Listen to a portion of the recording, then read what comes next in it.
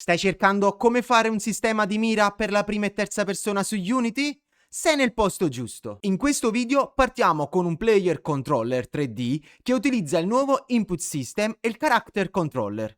In caso non ne avete uno, vi invito a seguire la lezione precedente di questa playlist. L'aim system muoverà la telecamera usando il mouse o lo stick destro di un controller. Ottimo per la prima e terza persona, nei giochi d'azione, avventura, sparatutto e in tutti i giochi dove il personaggio deve guardare nella stessa direzione della telecamera. Questo sistema di mira potrà essere attivato e disattivato e anche il cursore si attiverà e disattiverà di conseguenza.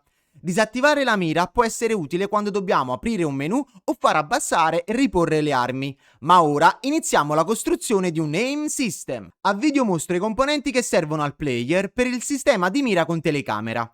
Il character controller, player input, lo script che gestisce il movimento, a video player character controller, e collider extra come il capsule e il collider non servono, si possono anche eliminare o disattivare. Non importa come il vostro script gestisce il player, per un aim system si deve modificare solo il modo in cui si calcola la direzione del movimento del player, aggiungendo la logica della telecamera.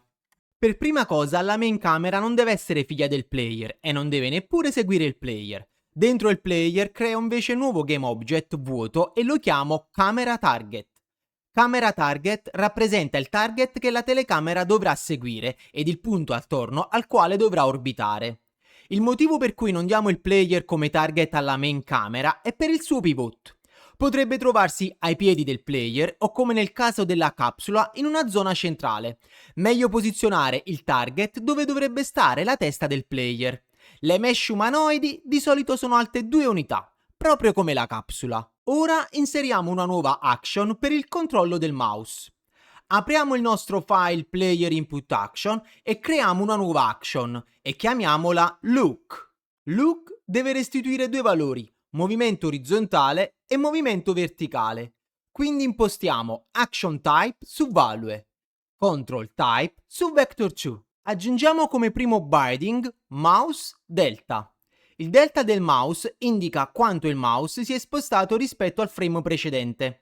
Non ci interessa la posizione assoluta del puntatore sullo schermo, ci interessa solo sapere quanto si è mosso. Aggiungiamo anche un secondo binding, gamepad right stick. In questo modo potremo controllare la telecamera sia col mouse sia con lo stick destro di un controller. Se vi state domandando perché per un vector2 ora abbiamo inserito direttamente il right stick, ma nella lezione precedente abbiamo diviso i vari binding separati, tranquilli, è la stessa cosa. In entrambi i casi si restituisce un vector2. Ora creiamo una nuova action per attivare o disattivare la mira, quindi la chiamiamo aim. Questa volta ci serve soltanto un pulsante, quindi impostiamo action type su button. Come binding possiamo usare keyboard tab e per il controller possiamo scegliere per esempio gamepad left trigger. Nel nostro caso aim non dovrà restare attivo solo mentre teniamo premuto il pulsante. Ogni pressione cambierà modalità.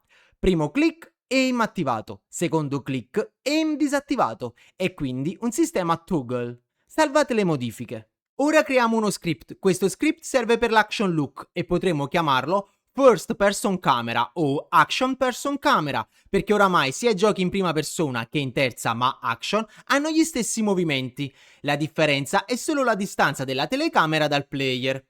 Quindi taglio la testa al toro e chiamo lo script Aim Game Camera. Aggiungiamo lo script direttamente al game object player. Lo mettiamo sul player perché stiamo usando il send message nel componente player input. In questo modo, quando l'action look cambia valore, Unity potrà trovare automaticamente il metodo onLook sullo stesso game object. Per prima cosa importiamo il nuovo input system. Poi dichiariamo due variabili private di tipo transform e le chiamiamo camera target, che sarà il punto attorno al quale faremo orbitare la telecamera, e camera transform, che sarà invece la main camera. Ma cosa vuol dire serializedField? Se non lo sapete, è un metodo per mostrare le variabili private nell'inspector di Unity. È un ottimo modo per avere variabili private, quindi sicure dagli altri script, ma che possiamo impostare dall'inspector. Aggiungiamo la distanza e l'altezza della telecamera. La distanza indica quanto la telecamera deve stare lontana dal target. L'altezza ci permette invece di regolare leggermente il punto di osservazione. Ovviamente mettiamo 0 se stiamo facendo un gioco in prima persona. Ora aggiungiamo la sensibilità, sia per l'asse orizzontale che verticale. Uso due valori separati perché potremo volere una rotazione orizzontale più veloce rispetto a quella verticale. Anche qui uso Serialize File per cambiarli dall'inspector, è un metodo più veloce ed efficiente per i vari test. Aggiungiamo anche limiti verticali, altrimenti potremo capovolgere la telecamera. Per il minimo, quindi per guardare in alto, diamo un meno 70. Per il massimo, quindi per guardare in basso, diamo un 50. Questi valori però dovrebbero cambiare in base alla distanza della telecamera. Inoltre, per un gioco in prima persona si dovrebbe usare meno 80 e più 80, perché dobbiamo guardare sia sopra la testa che sotto i piedi per raccogliere eventuali oggetti. La rotazione orizzontale, al contrario, non ha limiti, perché può continuare liberamente per 360 gradi, perché il player deve poter girare su se stesso. Ora servono alcune variabili di lettura attiva. Look input, una variabile di tipo vector2 per contenere il valore ricevuto dal mouse o dallo stick destro del gamepad. Horizontal rotation serve per la rotazione attorno al player. Vertical rotation serve per l'inclinazione verso l'alto o verso il basso. EasyAim Active ci dirà se possiamo controllare la visuale. La inizializziamo con true. Creiamo il metodo per leggere il movimento del mouse. Dato che la nostra action si chiama look e stiamo usando sendMessage, il metodo deve chiamarsi onLook. Ogni volta che muoviamo il mouse o lo stick destro, Unity aggiornerà la variabile lookInput. Ora creiamo un metodo pubblico che permetterà allo script del player di comunicare alla telecamera se l'aim è attivo. Questo metodo sarà chiamato dallo script player character controller col metodo onAim dall'input action. Quindi la prima cosa da impostare è la variabile isAimActive come il valore del parametro true o false. Qui dichiariamo una if-else proprio su isAimActive. All'interno di questa dobbiamo richiamare il cursore per attivarlo o disattivarlo. Unity, per richiamare il cursore, ha una sua classe con i propri elementi. Scriviamo cursor per la classe, punto lookState. Così possiamo richiamare i vari stati del cursore. Se isAimActive è true, allora dobbiamo bloccare il cursore al centro dello schermo, scrivendo cursorLookMode. Visual Studio ha una chiara spiegazione per ogni elemento. Per bloccare il cursore andiamo su Locked. Dato che il cursore è bloccato al centro, togliamo anche la visibilità con cursor.visible uguale false. Per quanto riguarda la else, invece dobbiamo sbloccare il cursore e renderlo visibile, quindi scriviamo cursor.lookState uguale cursorLookMode.none e per quanto riguarda la visibilità dobbiamo dargli il true. Richiamiamo questo metodo anche nel metodo start, in questo modo lo stato iniziale del cursore sarà coerente con il valore isAimActive. La telecamera deve aggiornarsi dopo che il player ha completato il proprio movimento, per questo useremo lateUpdate. Update viene chiamato dal player per muoversi, lateUpdate viene chiamato subito dopo e ci permette di aggiornare la telecamera usando la posizione più recente del personaggio. Dentro lateUpdate controlliamo se l'aim è attivo. Se è attivo, la rotazione orizzontale deve aumentare quando muoviamo il mouse a destra. Quindi l'addizioniamo a lookInput di X e moltiplichiamo per la sensibilità.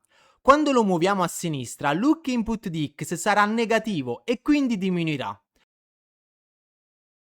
Quando muoviamo il mouse verso l'alto, lookInput di Y è positivo. Sottraendolo a vertical rotation diventa negativo e la telecamera si inclina verso l'alto. Quando muoviamo il mouse verso il basso, lookInput di Y è negativo. Sottrarre un valore negativo ad uno negativo equivale ad aggiungerlo, quindi vertical rotation aumenta e la telecamera si inclina verso il basso. Questo rende il comportamento simile a quello dei giochi tradizionali. Muovi il mouse verso l'alto, guardiamo verso l'alto. Muovi il mouse verso il basso, guardiamo verso il basso. Subito dopo limitiamo la rotazione verticale utilizzando il metodo MarfClamp, dove dobbiamo indicare la variabile da limitare, poi il punto minimo e quello massimo. Così la telecamera non potrà ruotare completamente sopra o sotto il player. Ora creiamo la rotazione completa per la camera sia sull'asse verticale che orizzontale. Se siete novizi, per le rotazioni si utilizza Quaternion, che rappresenta un'unica rotazione completa nello spazio 3D, che può includere contemporaneamente rotazioni sugli assi X, Y e Z. Utilizziamo poi Quaternion.Eluer per convertire le rotazioni degli assi in un unico orientamento tridimensionale rappresentato da un quaternion. L'asse Z resta a 0 perché non vogliamo inclinare lateralmente la telecamera. Calcoliamo la posizione del mondo della main camera. Prima di tutto calcoliamo il punto attorno al quale la camera deve orbitare. Chiamiamolo Target Position. Partiamo dalla posizione di camera target e spostiamo con un vector tree up che indica la direzione verso l'alto. Quindi aumentiamo soltanto la coordinata y moltiplicata per l'altezza della telecamera. Ora che abbiamo il target position, calcoliamo dove deve trovarsi la telecamera rispetto a esso. Vector tree back indica una direzione verso il retro, cioè sull'asse z negativo. Moltiplicandolo per camera distance, decidiamo quanto la telecamera deve trovarsi lontana dal target. Poi, camera rotation ruota questa direzione. A 0 gradi stai dietro al target, a 90 gradi stai sul lato, a 180 stai davanti al target. In pratica, prendiamo una posizione dietro al target e la ruotiamo in base agli input del mouse, seguendo la distanza desiderata. Quindi calcoliamo la posizione finale della main camera. Partiamo dal target position e aggiungiamo l'offset, ovvero la distanza da esso. Infine, assegniamo anche la rotazione, dandogli semplicemente il camera rotation calcolato prima. Così la posizione e l'orientamento restano sincronizzati. Ora torniamo dentro al Player Character Controller. La parte relativa a gravità, salto e controllo del terreno non deve cambiare. Dobbiamo aggiungere soltanto una variabile transform per conoscere l'avanti e la destra della telecamera. Chiamiamola Camera Transform. Poi una variabile che regola la velocità di rotazione del player, Rotation Speed. Una variabile di tipo AimGameCamera ci permetterà di comunicare il cambio di modalità all'altro script, se siamo in aim mode oppure no. Infine una variabile booleana per il cambio di stato della modalità. La inizializzo su true, come per l'altro script. Creiamo il metodo onAim per l'input system. Nel metodo dobbiamo semplicemente invertire il valore della variabile booleana. Se isAimActive è true, deve diventare false. Se invece è false, deve diventare true. Possiamo farlo assegnando alla variabile il contrario del suo valore attuale. Il punto esclamativo significa infatti not, cioè restituisce il valore opposto. In pratica, ogni volta che premiamo il pulsante, attiviamo o disattiviamo la modalità aim. Ma abbiamo un problema, i metodi con sendMessage vengono richiamati sia alla pressione del tasto che al rilascio, quindi il metodo verrebbe chiamato 2 volte ed è come se non fosse successo nulla. Ma per rimediare al problema, prima di tutto, diamo una condizione. Se il valore non è in pressione, allora fai il return, cioè esci dal metodo, non continuare il codice. Ora possiamo chiamare il metodo setAimActive presente nello script AimGameCamera passandogli il valore come parametro. Per quanto riguarda la telecamera abbiamo finito, ora passiamo alla rotazione del player e il suo allineamento. Nella vecchia lezione abbiamo fatto il movimento in questo modo. Questo sistema usa gli assi globali della scena. W corrisponde sempre alla Z globale, indipendentemente dalla direzione della telecamera. In un controller in prima persona o terza nei giochi d'azione, invece, il movimento deve dipendere dall'inquadratura. Recuperiamo quindi l'avanti e la destra della telecamera. Il problema è che la telecamera può essere inclinata sia verso l'alto che verso il basso. Quindi, se usassimo direttamente il suo forward, il movimento potrebbe contenere anche una componente verticale, utile se si sta nuotando o volando, ma qui il player deve rimanere saldo sul terreno. Per questo azzeriamo la sua Y. Per camera right non servirebbe, in quanto non abbiamo dato una rotazione sull'asse Z, ma azzeriamo comunque per maggior sicurezza e per mantenere entrambi i vettori sul piano orizzontale. Cosa c'entra l'asse Z con la Y? La rotazione sull'asse Z inclina lateralmente la main camera. Quando la main camera si inclina, anche il suo asse locale destro non resta più perfettamente orizzontale e per questo può acquisire una componente sull'asse Y. Infine, normalizziamo entrambi i vettori. Ora possiamo combinare le direzioni della telecamera con l'input. MoveInput.x lo moltiplichiamo per camera right e MoveInput.y per camera forward. Quindi, se premiamo W, usiamo l'avanti della telecamera, se premiamo D, usiamo la destra della telecamera, se premiamo insieme W e D, combiniamo entrambe le direzioni. Manteniamo anche Clamp Magnitude, così continuiamo a evitare che il movimento diagonale sia più veloce. Ora dobbiamo decidere dove deve guardare il player. Quando aim è attivo, il player deve guardare nella stessa direzione orizzontale della telecamera. Per una rotazione si usa Quaternion Look Rotation, dandogli un target, nel nostro caso Camera Forward. Ma salviamo questo in una variabile perché non vogliamo una rotazione istantanea. Quindi salviamo il valore in Quaternion Target Rotation. Ora usiamo Quaternion Slurp per un orientamento più morbido. Nelle parentesi tonde prima mettiamo la rotazione attuale del player, poi il target ed infine la velocità di rotazione per time.deltaTime. Con questa modalità W fa avanzare il player, S lo fa camminare all'indietro, A e D diventano movimenti laterali. Il player continua sempre a guardare verso il centro della visuale. Quando aim è disattivato, invece, non vogliamo obbligare il player a guardare verso la telecamera. Il personaggio deve ruotare verso la direzione in cui si sta muovendo. Aggiungiamo quindi una else if, dove se il move direction è almeno maggiore di 0,01, perché non possiamo creare una direzione valida quando il player è fermo, allora il target rotation deve avere look rotation sul move direction. E diamo anche qui lo slurp, come fatto prima. Cambia solo il target rotation. Ora abbiamo due comportamenti diversi. Con aim attivo il player guarda verso la telecamera. Con aim disattivato il player ruota verso la direzione del movimento. La telecamera continua sempre a seguire la posizione del player, ma quando aim è disattivato il mouse torna disponibile per utilizzare l'interfaccia. Torniamo su Unity e selezioniamo il player. Nel componente Player Character Controller assegniamo a Camera Transform la main camera, a Aim Game Camera il componente script Aim Game Camera presente nel Game Object Player. Nel componente eGame Camera assegniamo a Camera Target il Game Object Camera Target, a Camera Transform la main camera. Andando in play, l'aim è attivo. Il cursore viene nascosto nel gioco, ma su Unity dovete fare clic sulla finestra Game e vedete che scompare. Muovendo il mouse, la telecamera orbita attorno al player, facendolo anche ruotare. Lo stesso accade usando lo stick destro del gamepad. Facendo clic su W, il player avanza nella direzione della telecamera. Premendo S cammina all'indietro. Premendo A o D si muove lateralmente, continuando a guardare verso la visuale.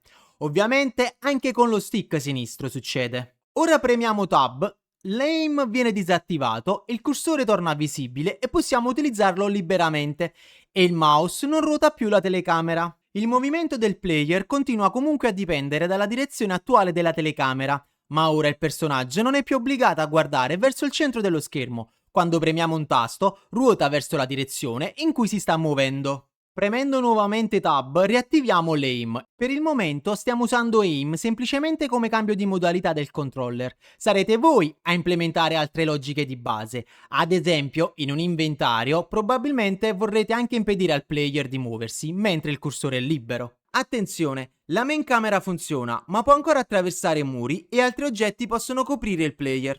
Per evitarlo possiamo lanciare un raycast o uno spherecast per avvicinare la main camera. Per chi non lo sapesse, un raycast è semplicemente un lancio di una linea invisibile che controlla se colpisce un collider. Lo spherecast fa lo stesso controllo, ma spostando una sfera, quindi copre un'area più ampia. Applichiamo uno spherecast per ridurre temporaneamente la distanza della main camera. Per lanciare una spherecast abbiamo bisogno di due variabili. Una variabile per i layer, così da impostare su quali layer dobbiamo controllare il collider, ed una variabile per la grandezza del raggio della sfera. Dato che dobbiamo avvicinare la main camera, dentro Late Update, prima di assegnare la posizione finale, modifichiamo la logica per il calcolo della distanza. Prima di tutto, salviamo la distanza attuale della telecamera dentro una variabile, Final Distance. In questo modo possiamo modificare la distanza della telecamera senza modificare la variabile principale, ovvero Camera Distance.